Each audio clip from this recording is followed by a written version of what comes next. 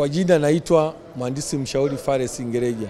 Kama mnavyofahamu, TARURA ni wakala waliokabidhiwa au tumekasimiwa kusimamia ujenzi ukarabati wa barabara takriban kilomita 144,429.77. Katika ujenzi na ukarabati huu tunazo aina mbalimbali ya namna ya kujenga barabara zetu. Tumekuwa tukitumia teknolojia mbalimbali ambazo zimekuwa zikipunguza gharama za ujenzi. Kwa mfano, tumekuwa tunajenga madaraja kwa kutumia mawe, na tunajenga vile madaraja tunajenga barabara kwa kutumia mawe. Kwa upande wa ujenzi wa madaraja kutumia mawe, tangia TARURA ilipoanzishwa, jumla ya madaraja 453 yamekamilika kwa gharama ya takriban bilioni 32. Ukilinganisha kama tungetumia zege, tungetumia zaidi ya bilioni 117. Kwa hiyo utaona ni takriban zaidi ya 80% tumeokoa fedha zile ambazo zimeweza kutumika kwa ajili ya kazi zingine. Lakini pia licha ya madaraja ya mawe, tunajenga pia barabara za mawe.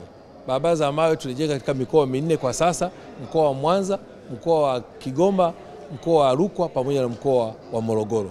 Na mpaka sasa tumejenga takriban kilomita 29.55 kwa gharama ya takriban bilioni 14, ambapo kama tungetumia zege nyepesi tungetumia zaidi ya bilioni 19, na kama pia tungetumia zege nzito tungetumia zaidi ya bilioni 33. Kwa utaona ulinganifu kutoka bilioni 33 mpaka bilioni 14 ni fedha nyingi sana tumeokoa kwa ajili ya taifa hili. Kutokana na hivyo, pia barabara zetu tumekuwa tukitumia kwa kushirikiana wenzetu wa makampuni mbalimbali. Wapo wenzetu wa Eco-Road, Ecozim katika kujenga barabara kwa kiwango cha lami. Tumewatumia ambao gharama zake bado zinaonekana zipo chini, ingawa bado hawajamaliza upembuzi akilifu, hasa kujua kwamba zile zinafaa kwa gharama zipi.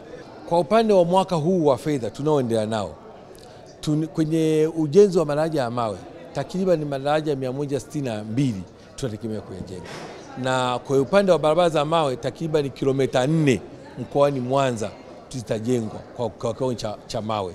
Innovation ni muhimu sana katika ujenzi wa miundombinu yetu, la sivyo hatutaweza kufikia kule ambapo tunasema kwamba hapafikiki kwa namna tunavyoona. Kwa hiyo sisi kama TARURA tumeona tutumie hii innovation ya mawe ili kufanya nini?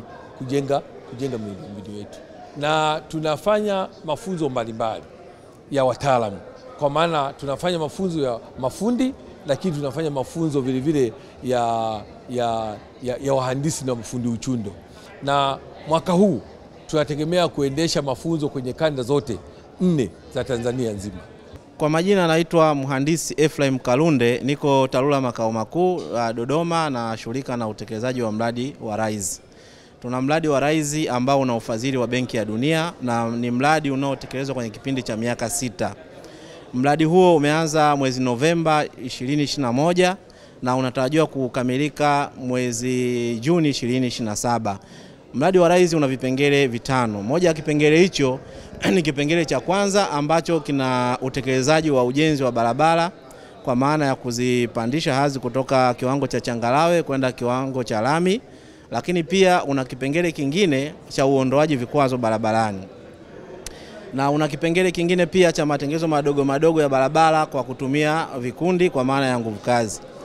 Nikizungumzia hasa kwenye eneo la uondoaji vikwazo barabarani, mradi wa RISE umefanikiwa kuweza kutekeleza eneo ile kwa kukadiria matengenezo ya urejeshaji mawasiliano kwa barabara hizo zenye urefu upatao kilomita 2227 na urejeshaji wa mawasiliano katika eneo hilo utaweza kuhudumia wananchi wapatao milioni 2,690 waliopo katika kata 263 na vijiji 762.